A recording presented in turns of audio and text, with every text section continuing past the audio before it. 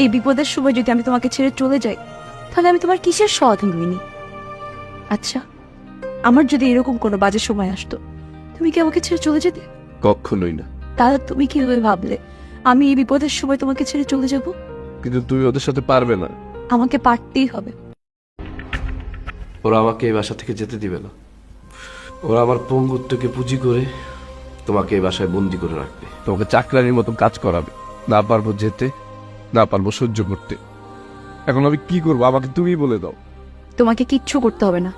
আমি ভেবেছিলাম আমরা এই বাসা ছেড়ে চলে যাব, কিন্তু না, আমরা এই বাসা ছেড়ে কোথাও যাব না। এই বাড়িতে যতটা না তোমার ছোট ভাইয়ের অধিকার আছে, ততটুকু তোমারও অধিকার আছে। তুমি তাদের জন্য যা করেছো তারা ভুলে গেলেও আমি তাদেরকে ভুলতে দেব। তুমি ওদের সাথে পারবে না। তার চেয়ে ভালো আমি একটা কথা বলি, সেটা রাখো। বলো কি কথা? আমি তো পঙ্গু হয়ে গেছি, আমার তো ভবিষ্যৎ বলতে কিচ্ছু নেই।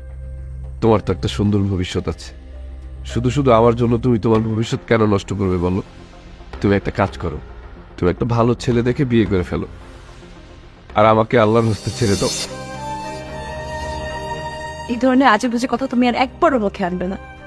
আমি তোমাকে ভালোবেসে বিয়ে করেছি, সারাটা জীবন তোমার পাশে থাকার জন্য।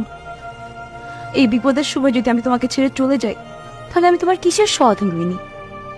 আচ্ছা, আমার যদি এরকম কোনো বাজে সময় আসতো, তুমি কি আমাকে ছেড়ে চলে যেতে? কখনোই না।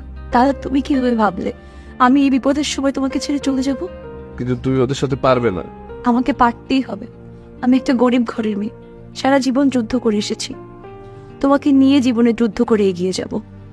যেহেতু তোমাকে ছেড়ে পালিয়ে যেতে পারবো না, সেটা তোমাকে নিয়ে জীবনে যুদ্ধ করে যাব।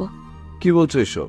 হ্যাঁ, তুমি একটা গরিব ঘরের মেয়েকে ভালোবেসে বিয়ে করেছো বলে বিয়ের প্রথম দিন থেকেই তারা অন্যায় অত্যাচার করে যাচ্ছে। আমাকে মেনে নেয় নাই, আমাকে বাসাতেও উঠতে দেয়নি। তোমার মামা এসে আমাদেরকে বাসায় তুলে দিয়েছিল। এইসব কথা কি তুমি ভুলে গিয়েছো? না, আমি কিচ্ছু ভুলিনি, আমার সব মনে আছে। আমি গরিব ঘরের মেয়ে বলে এতদিন পর্যন্ত সকল অন্যায় অত্যাচার সহ্য করেছি, কিন্তু এখন আমি প্রতিবাদ করব। তোমার জন্য প্রতিবাদ করব। এই বাড়িতে যেমন তোমার ছোট ভাইয়ের অধিকার আছে, তেমন তোমারও অধিকার আছে। আমি তোমার সেই অধিকার আদায় করবই। আমি এক্ষুনি মামাকে ফোন দিব। এটা অবশ্য তুমি ঠিকই বলছো। তুমি এক কাজ করো, তুমি আমাকে এখনই একটা ফোন দাও আর বলো আজকের ভিতরে ঢাকায় চলে আসতে।